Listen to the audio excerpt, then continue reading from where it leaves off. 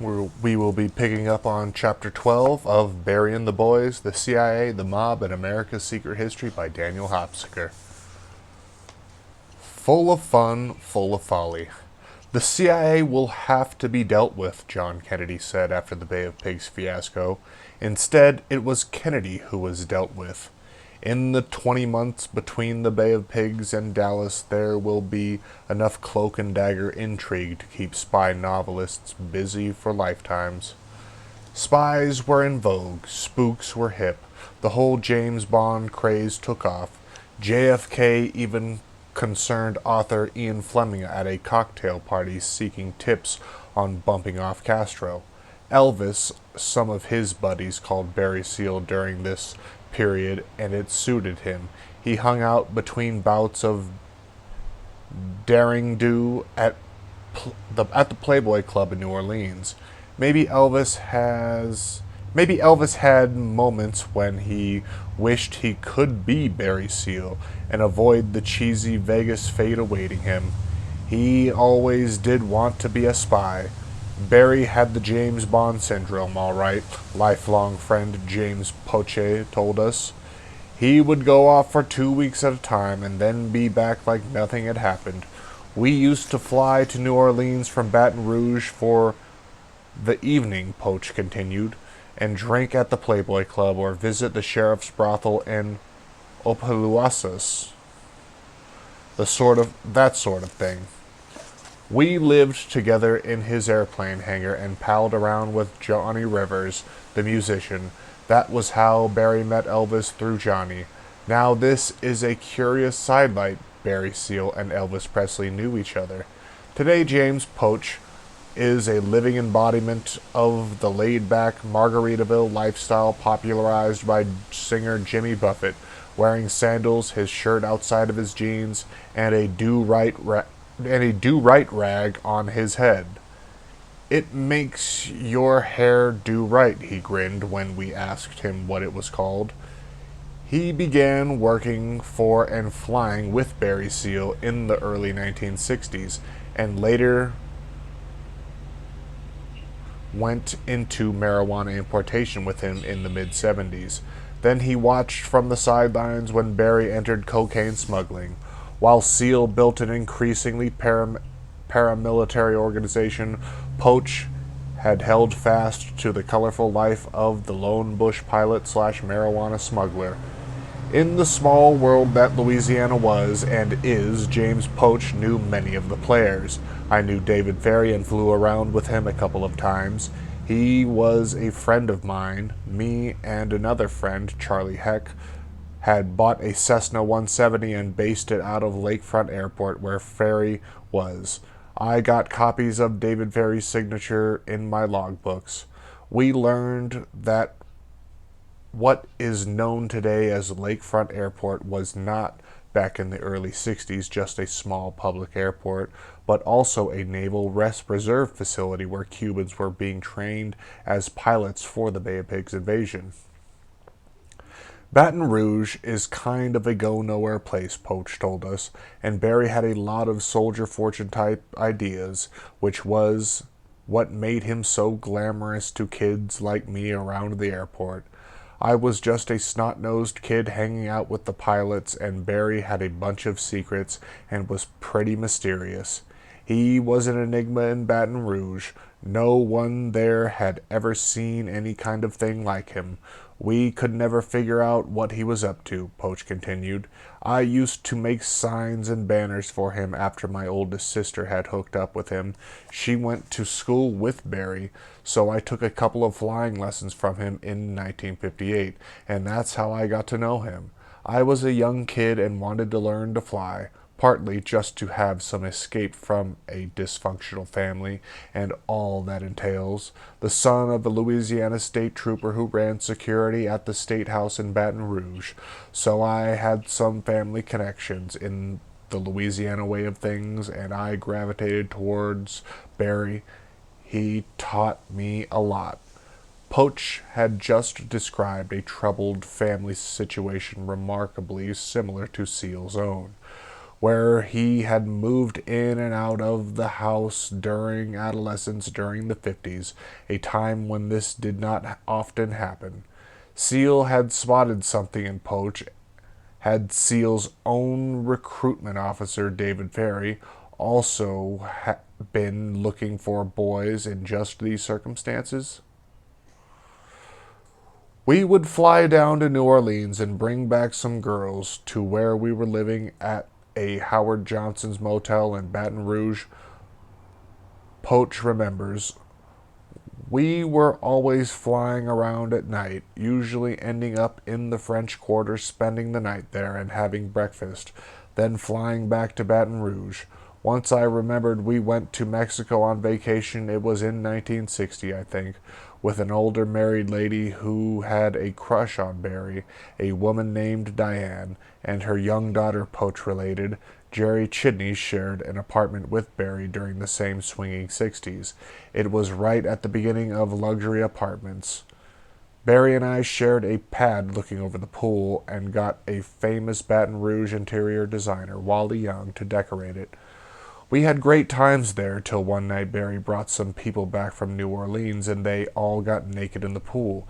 This is in the South now, understand, and we were asked to move out. Up in Washington, it has been reported John Kennedy was similarly distracted by the sexual thaw. When his stint at the Bay of Pigs route was over, Barry did not return immediately home to Baton Rouge. One witness claimed he was involved in continuing CIA operations in the Caribbean. Barry was involved with removing Trujillo from the Dominican Republic. CIA pilot Tosh Plumley said. Plumley, whose word, like that of most ex-spooks, should be taken with a healthy grain of salt, that Seal had by this time been inducted into military intelligence. He and I were 4th Army Reserve and military intelligence based out of Dallas Love Field, stated Plumley. Barry Seal was involved with military intelligence in the early days, way back before he was with the TWA military. With TWA. Military intelligence was the real game, with the CIA just acting as logistical people. Barry was a peripheral player back then, but he was a CIA contract pilot all the way back to 1956 or 1957. There is no doubting Tosh Plumley's bona fides as a CIA pilot and first-hand witness to a lot of secret history, but doubts persist as to his veracity. Plumley, for example, insists that he was part of a military abort team that went into Dallas to stop the Kennedy assassination, and that Life magazine has a picture of him on the infamous grassy knoll. Does anyone today believe the American military wanted to save Jack Kennedy's life in November 1963? The bigger story during this period involves how someone can be a CIA contract pilot and at the same time be involved in military intelligence, as Plumley insists Seal was. This period is, of course, the beginning of Special Forces, the Green Berets, which Seal, upon his return to Baton Rouge after a 6-month stint in the Caribbean, will join. In a characteristic movie, he used his connections to keep himself and James Poach from enduring the full rigors of the Airborne Ranger program. Barry knew a Major John Folse in the National Guard in Baton Rouge, Poach says, grinning. I don't know from where. I was just glad that he had stroke. He was able to fix it, so we both entered the service and beat the draft in the late summer of 1961. Hell, we had it made. Barry would fly the Major around and I was the cook. I only had to go to one summer camp in 7 years. Seal's lifelong contempt for what he considered the stupidity of government employees, GS pukes, and rank-and-file military was already well honed by this time, said Poach. The major had a lisp, and he also had a hard guy military attitude. It was a combination we both found very amusing. Barry always laughed and talked too much for this guy's liking. Theo, the major would bark, "Button up your lip, Theo."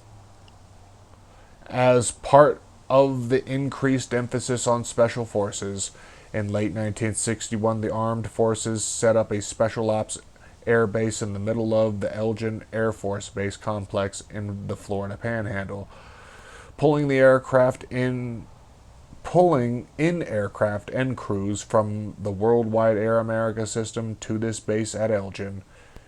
Seal's pilot's logs reflect this his flying regularly to a destination which he coyly lists as Pensacola, the town nearest the base. At the age of only 22, Barry Seal was learning tradecraft. Wheeling around in a 58 Thunderbird, the swinging young spy was soon the proud owner of several thriving businesses. Seal Sky Service, Aerial Advertising Associates, Seals Texaco, Helicopter Airways. He also had an office in the International Trade Center run by Clay Shaw, perhaps not coincidentally the only person ever charged with conspiracy to kill the president. The same Clay Shaw who, according to Garrison, had such intriguing connections up in Montreal, where Seal does business as well. Could this be how Barry Seal met Norman Roughhouse Rothman? The pilot's flight logs are a sort of airborne diary in progress, recording when and where they went and in what type of aircraft, and Barry Seal, like most pilots, was meticulous in his notations. In those logs of his which escaped being cleaned up by federal investigators, still there are huge unexplained gaps. When he was heavily involved in Cuban weapons smuggling, for example, he reported that his pilot's logs for those 2 whole years, mostly 1959 to 1960, had been lost. The benefits of a strategy which records are lost are easily are. Oh, I gotta start over. The benefits of a strategy in which records are lost as easily as geometry homework and equally as often should by now be beginning to become apparent. We no longer viewed as sloppy bookkeeping or happenstance that Seal had spent 1959 and 1960 flying in and out of airports whose names he did not deem it prudent to commit to his pilot logs. Nor are these the only gaps in Barry's early flying history. During 2 separate 4-month stretches in 1962 and early 1963, he leaves no record at all in his logbooks of where he is flying and with whom. At the exact same time, the agency was training Cuban exiles and soldiers of fortune for a second invasion in Guatemala, the No-Name Key in Florida, and on the north shore of Lake Pontchartrain in Louisiana. His pilot logs then begin to drop all pretense to accuracy, and every other day, month in and month out, Barry's logs state that he is banner towing always for precisely 5 hours, for example, on a day for which we have photographic proof that he was in Mexico City, January 22nd, 1963. His pilot logs read banner towing in Baton Rouge, 5 hours. When we showed his friend and fellow flying instructor Cliff Rice these pilot logs, his face showed dismay. His flight logs raise a lot of red flags, Rice told us slowly. He made a lot of flights to Dallas and Florida, I see, as well as to Waco. Pretty irregular. We asked former CIA pilot Gary Etiel to inspect Barry Seal's official military records for us. Etiel's recent career includes a stint as an attorney, where his court testimony helped convict two CIA miscreants in Arizona in the mid-90s who were selling C-130 military cargo planes to Mexican drug cartels.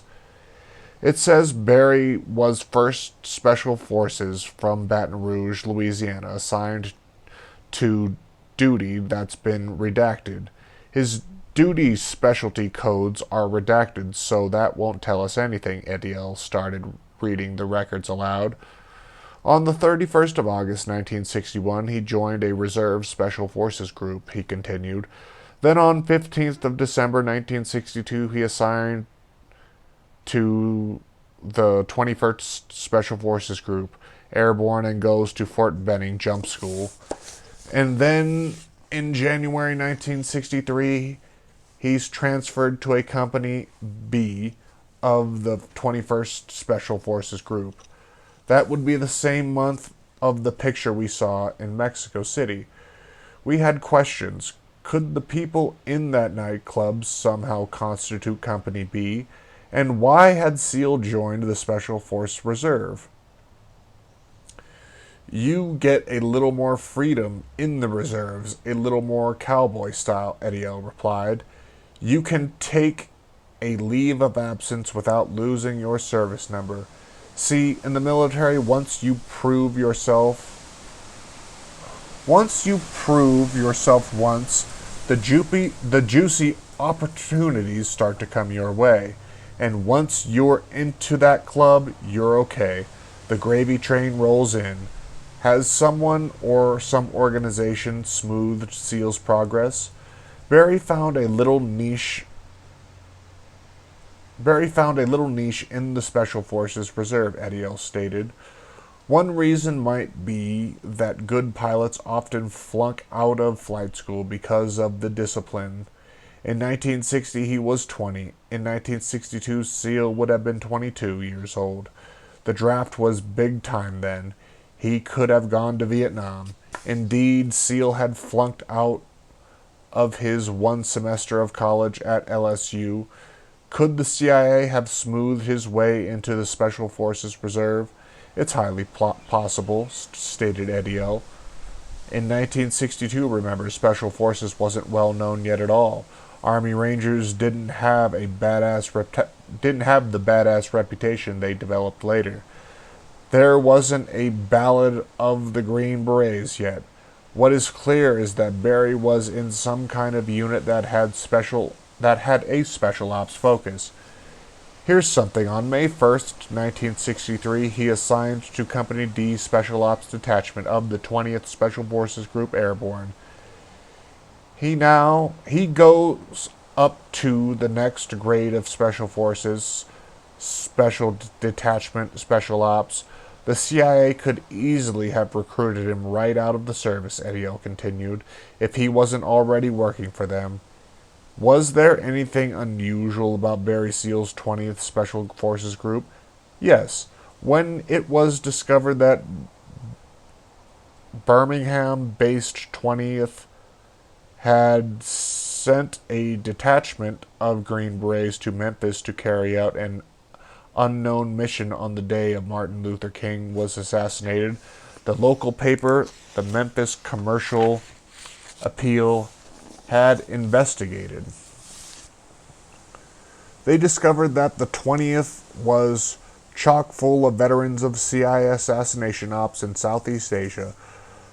The paper quoted a former Army counterintelligence major as stating that the 20th had even had a domestic intelligence network operated for them by the Ku Klux Klan and dubbed Klan Special Forces, the major said.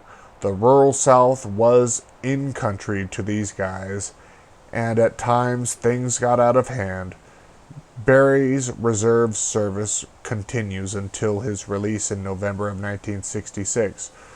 For the last 2 years of his 6-year hitch, he was assigned to headquarters of the 245th Engineer Battalion based in St. Louis. That fits, Ediel told us. Engineers and Special Forces just go hand in hand. Engineers are the first guys in. They're road maintainers. They build airstrips when covert ops can go in the dark. Barry was an owner/operator. The CIA contracted him for work. They said, "Hey, SEAL, we're going to pay you." Gary Edio was also a CIA pilot, a lifelong member of the same fraternity of flyers to which SEAL belonged. He knew him only slightly, but living in neighboring Texas, he heard quite a bit about him. "I was working out of Tyler, Texas in 1981, Edio recalled, flying for oil companies. And I knew this one guy pretty well, who was an airline transport pilot working for Barry Seal. One day I'm talking to him. We were friendly, and he tells me that Barry's just given him $25,000 for a flight. But he doesn't look at all happy," Edio continues. "He says to me, 'Man, I'm just worried to death. Sheriff Smith of Tyler has met me flying down to Hot Springs, Arkansas to chase whores. And he never pays me for the trip, and it just pisses Barry off. But there ain't nothing I can do about it. I gotta take these cops and prosecutors to this in-country R&R center.'" In Seal's flight logs, we had seen that young Barry Seal had made a number of trips to Hot Springs, Arkansas at a time when Partners in Power reports it was a swinging Dixie Mafia gambling mecca. Had the young Barry Seal back then been performing the same duties for which he would later be berating his employees? Numerous reports, such as Trooper L.D. Brown's, attest to Barry's speaking familiarity of Bill Clinton in the early 80s. "How the Gov," Barry asks a slightly awed Brown, "a young SEAL could have met a young Clinton back in the 60s in Hot Springs." "I will never understand why we spent so much time in Little Rock," stated Charlie Montgomery, who worked for SEAL during the late 60s and into the 70s. "Barry took me up there numerous times, supposedly on sign business. We'd stay at the downtown Holiday Inn in Little Rock, but we didn't do much sign business there, is all I know." Montgomery also remembers often waiting outside while Barry went into an antique store in the French Quarter a few blocks down from Maspero's, which jibes with the location of Dave Dixon's antique store at the time. We asked Gary Edio, "Have you heard anything about SEAL flying a getaway plane out of Dallas?" "It would have had to been an awfully damn big plane," he replied slowly. "There were so many people involved in that thing. They'd need a 747 to get 'em all out. It's downright embarrassing. But life isn't all covert ops. Along with the intrigue and the swagger, a more human side of Barry Seal was emerging, like the time he flew on a snake run to the Chattahoochee to pick up a bag full of live snakes that a radio station needed to hold a snake sitting contest on the air. Recalls Charles Montgomery, "The snakes got loose in a hotel room, and there was hell to pay." There were also romantic interludes. Barry used to fly his girlfriend, Ava, who was a real looker every chance he got, Cliff Rice told us. Afterwards, everyone at the airport would kid him about seeing his plane bouncing up and down as it flew over town. In his pilot logs, there is this notion in Barry's own handwriting from January 4th, 1959. "Took Ava for first ride in Comanche, N5230P. Met her, Kenneth and Ginger, went for a ride. Had to fly with a bad leg," a reference to his accident at Pike Burton Plantation. "Later, things must be progressing nicely because Ava's parents come along. Took Ava and Mr. Durham for a visit to Fine Day in Dr. West's plane." Stories of Barry Seal's generous spirit came from a number of people, including DEA agents and state police who tracked him Too many not to give them credence. One example we heard involved a young Barry Seal driving in downtown Baton Rouge one day with a friend when they came across a traffic accident. It was on Government Street. We just happened to be there before the paramedics, Jake Temple told us. It was bad. Barry ran over to the lady lying in the street. Her eyeball was hanging out on her cheek, and he held her hand until the ambulance got there, speaking to her smoothly. And then he rode with her in the ambulance to the hospital, even though he'd never seen that woman before in his life. Full of fun, full of folly, read the inscription under Barry Seal's picture in the Baton Rouge High School yearbook. Full of life would be right in there, too. And that's the end of chapter 12. We'll pick this up tomorrow.